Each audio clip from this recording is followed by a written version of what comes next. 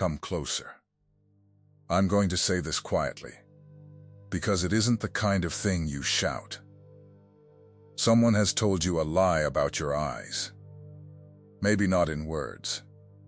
Maybe it was a look. A pause in a conversation that lasted a half-second too long. A person who couldn't hold your gaze and covered it with a joke. A relative who said you stare too much. A teacher who wrote on a report card that you seemed distant. Somewhere along the way, you gathered up all those small moments and you built a belief out of them. And you have carried that belief for years like a stone in your coat pocket. The belief is this: there is something wrong with the way I look at people.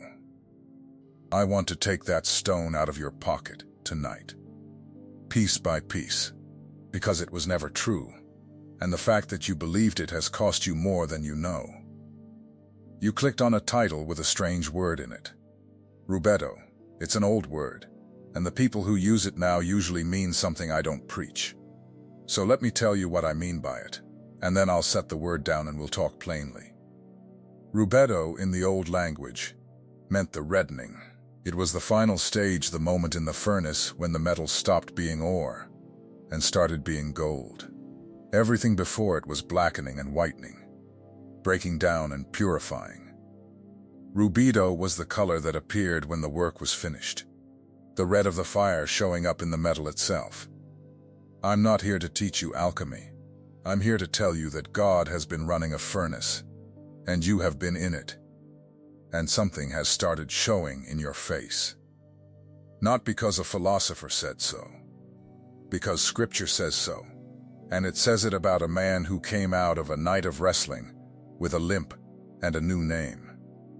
But before we get to him, we have to take the lie apart. My name is George. I've been doing this a long time, talking with people about the things they only bring up at the end of a conversation, when they're already standing at the door with their keys in their hand. And I have noticed something.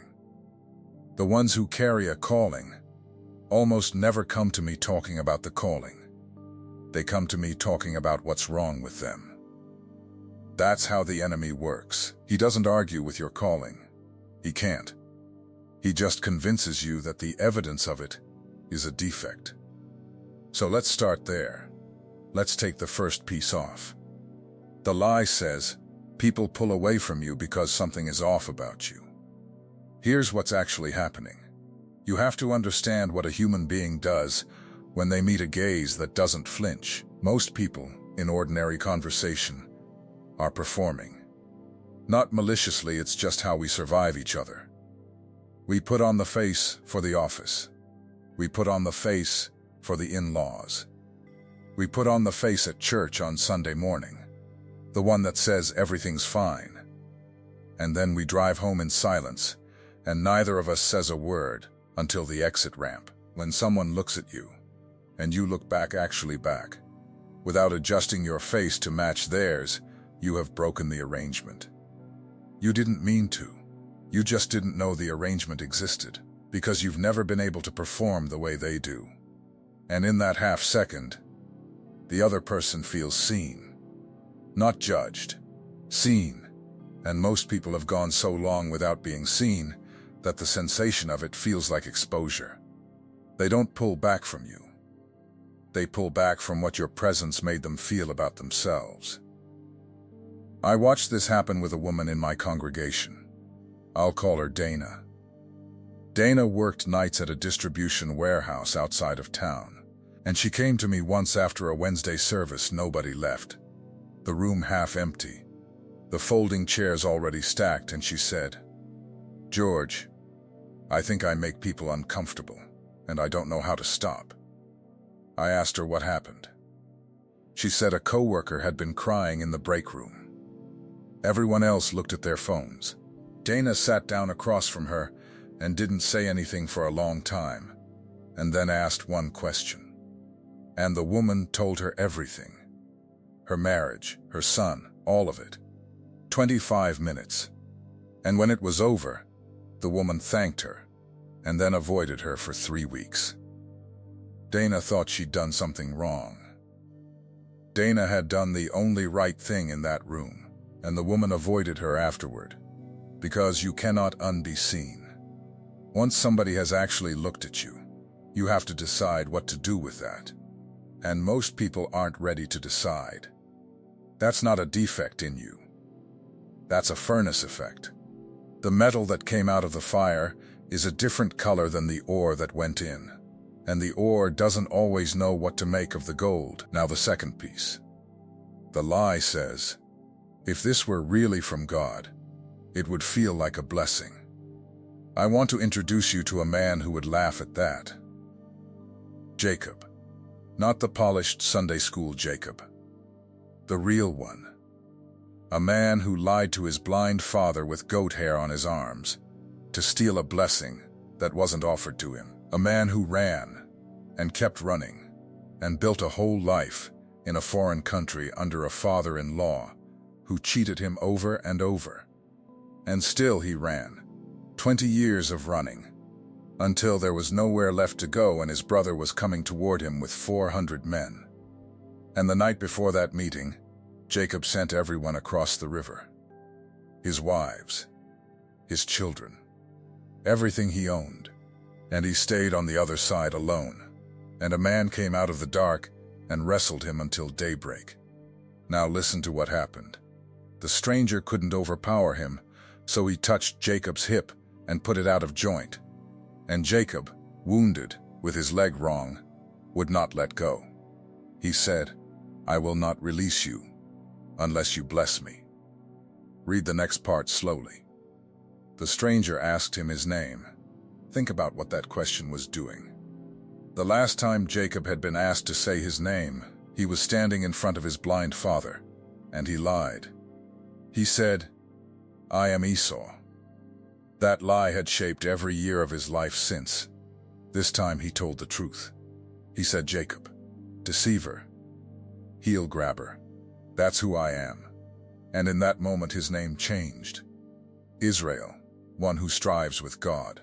And then Jacob named the place Peniel, because, he said, I have seen God face to face, and my life was spared. Face to face. He limped away from that river. He carried that limp for the rest of his life. And he called it the best night he ever had. So don't tell me the mark of God feels like a blessing while it's happening. It felt like a fight in the dark, with something he couldn't name. It felt like an injury. But he came out of that night with his face different. You can't tell me a man wrestles God until sunrise and walks away with the same eyes. Third piece. This one's heavier.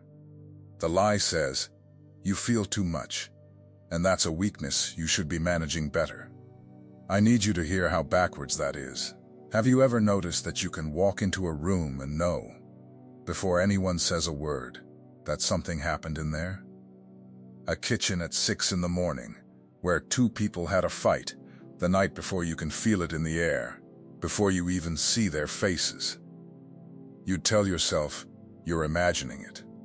Then it turns out you were right. And you don't take any comfort from being right, because being right about that never feels good. That's not weakness. That's a receiver. And you have been ashamed of the one thing about you that isn't broken. I'll tell you why it feels like weakness. Because a receiver with no filter picks up everything. The joy and the grief, the love in the room and the rot underneath it. And nobody ever taught you how to close the door. So you learn to shut down entirely, because full open hurt too much. And now you swing between feeling everything and feeling nothing, and you call the middle ground being normal, and you can't ever seem to find it. The furnace doesn't make the metal softer. It makes it purer. And purer metal conducts more. That's not a flaw in the design. That's the design. But here's the part I don't want you to miss. Purity in Scripture is almost never about being clean. It's about being unmixed. One substance. No alloy. That's what the fire is for. Not to punish you.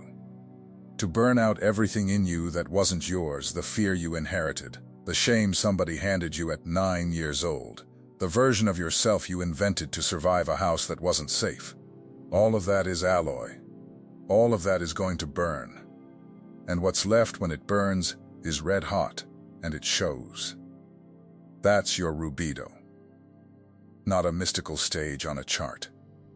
The color of God's work becoming visible on the outside of a person who has been in the fire long enough.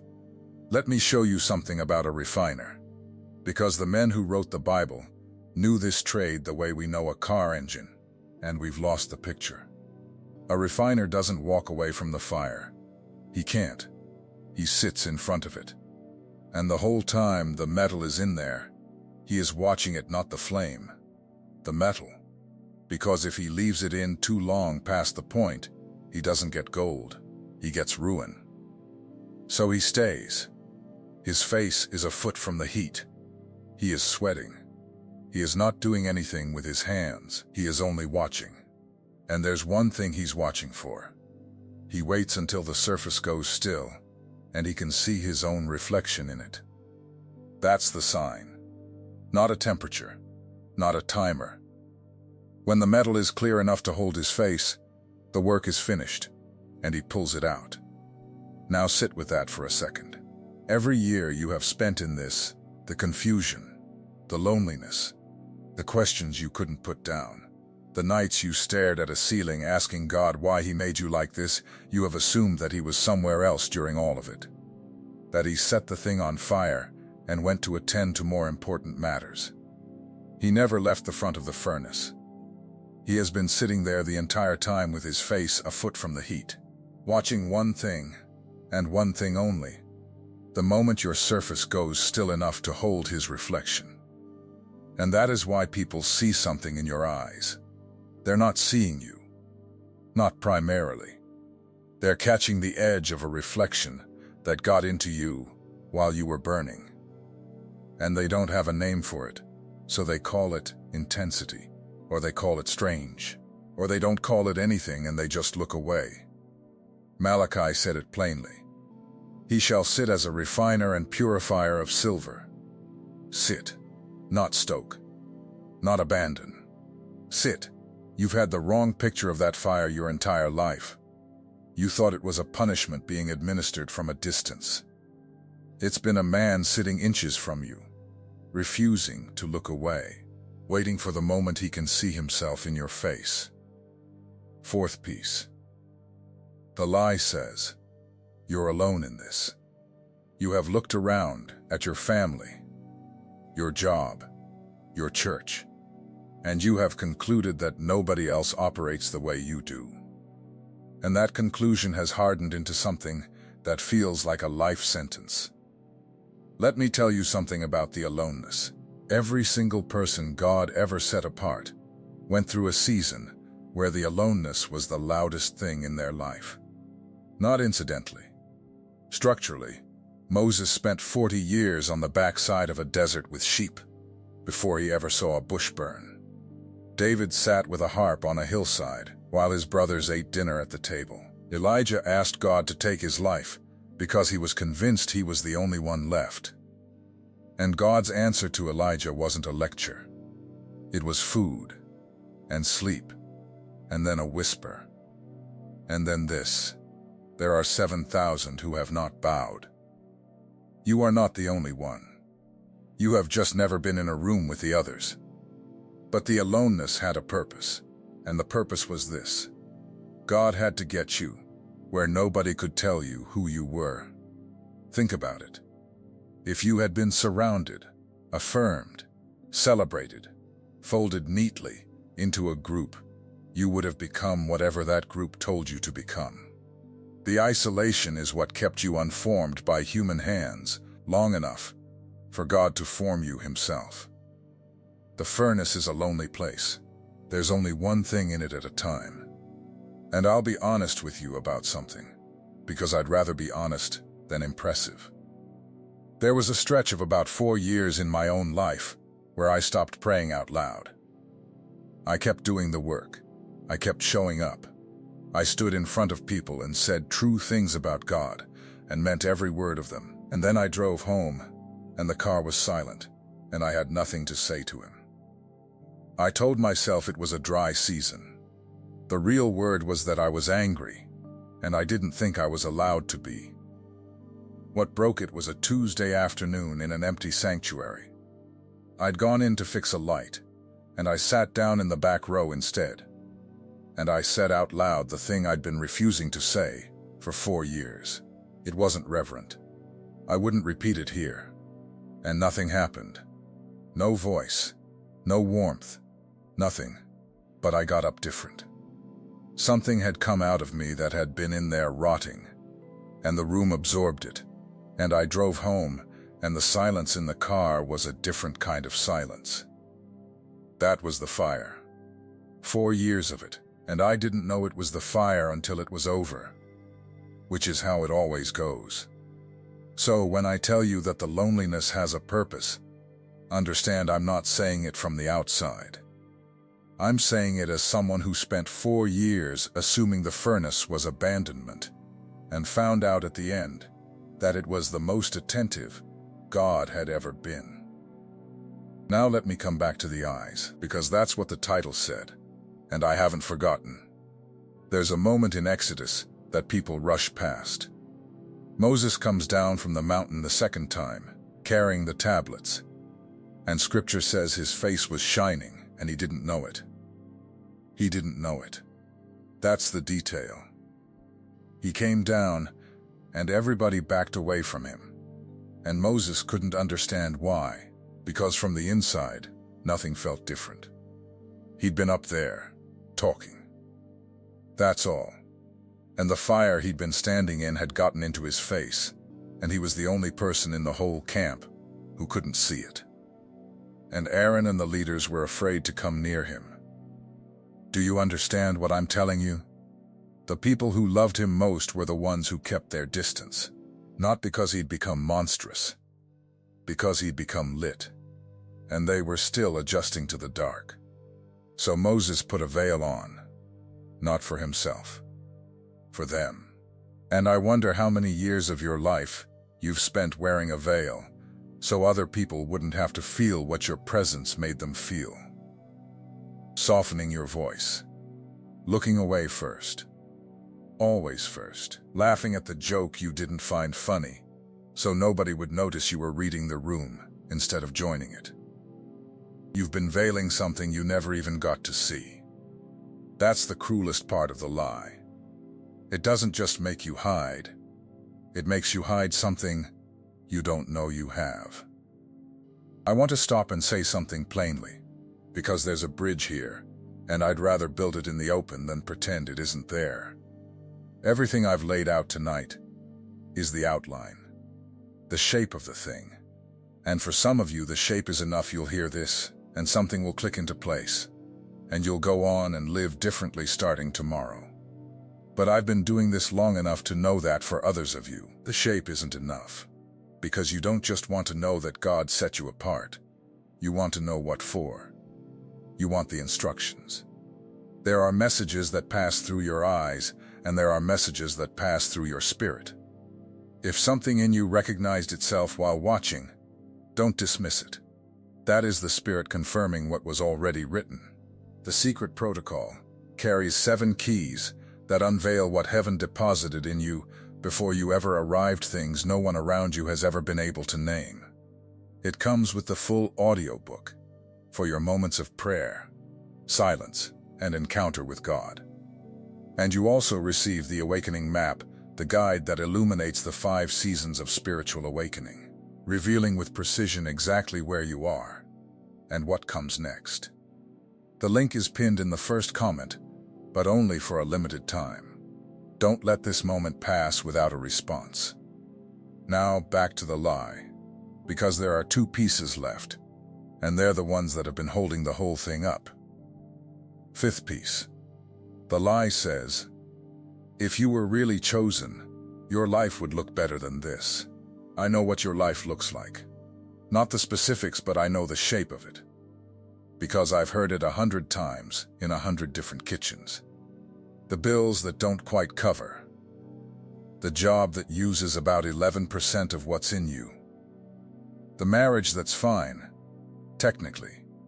The prayers you stopped praying out loud somewhere around the 3rd year of asking. The Sunday you sat in the car, in the church parking lot, for 6 full minutes before you could make yourself walk in. And in the middle of all that, some part of you keeps insisting that you were made for something. And you have started to resent that part of you. Because it will not shut up, and it will not produce. Let me tell you about Jacob again. 20 years in Haran. 20 years working for a man who changed his wages 10 times. 20 years that, from the outside, looked like nothing but a long delay for a guy who'd made a mess of his life and run from the consequences. That was the furnace. That entire stretch. The deceiver was being burned out of him 1 year at a time by a father-in-law who out-deceived him at every turn. God used Laban like a pair of tongs. And when he finally left, wealthy, with wives and children and flocks, he still wasn't Israel yet. He was still Jacob. The name didn't change in the good years. It changed in the dark, alone, wounded, at the river. So don't measure the furnace by whether your life is comfortable. Measure it by what's burning off. Ask yourself, what could I get away with 5 years ago that I can't get away with now? What used to satisfy me that tastes like nothing anymore? What did I used to be able to tolerate in myself? If the answer to any of those is a lot, you're in the fire. That's not the absence of blessing. That's the blessing doing what blessing actually does. 6th piece. Last one. The lie says, this is just how you are. Nothing's going to change. And this one is the most poisonous, because it sounds like acceptance. It sounds like maturity. It sounds like you finally made peace with yourself. It isn't peace. It's surrender to a diagnosis you were never given.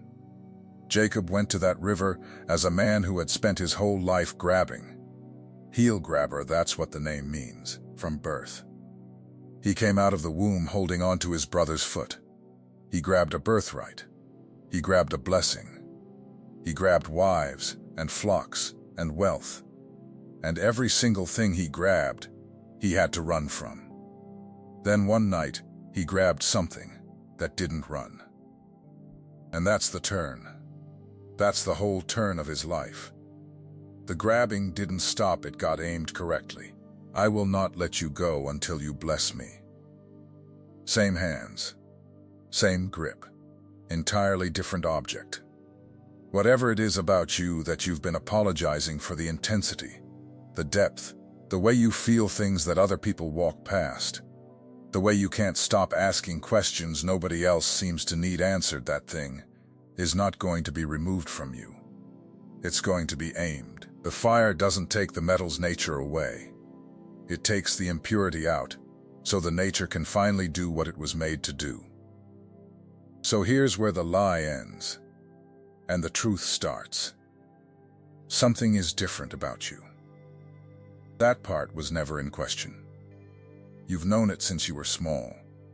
Before you had language for it, the sense that you were watching from a slight distance, that other kids were playing a game you could see the edges of.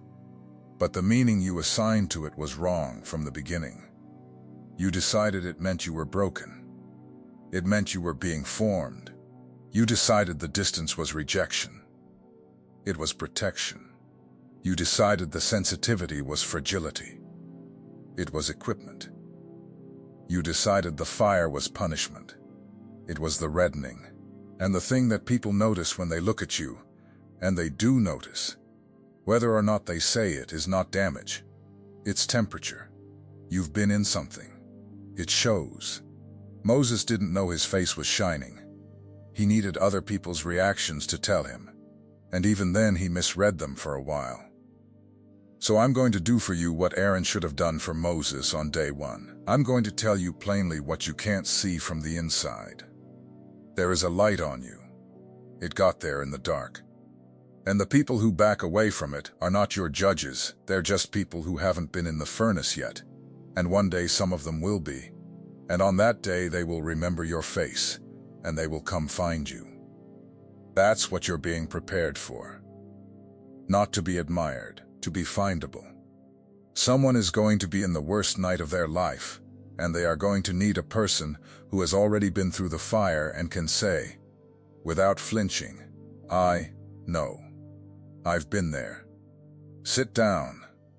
You can't fake that. It has to be burned into you. Now I want to ask you something, and I want a real answer. Somewhere in your life there was a moment when someone looked at you and their face changed. A friend, a parent, a stranger in a grocery aisle. And you spent years believing that reaction meant something was wrong with you. Tell me about that moment in the comments. Who was it? What you were talking about? And what you decided about yourself in the seconds afterward. I'm going to read them, and I'm going to tell you what really happened in that room. Because the metal never sees its own color. Someone standing outside the furnace has to tell it. You have been in the fire longer than you should have had to be. But you were not being destroyed in there, you were being brought to the color God had in mind before He ever lit it. And when the day comes that you walk out of it, you will not need anyone to explain your face to you. You'll look at the people who couldn't hold your gaze, and you'll understand. And you will not hold it against them.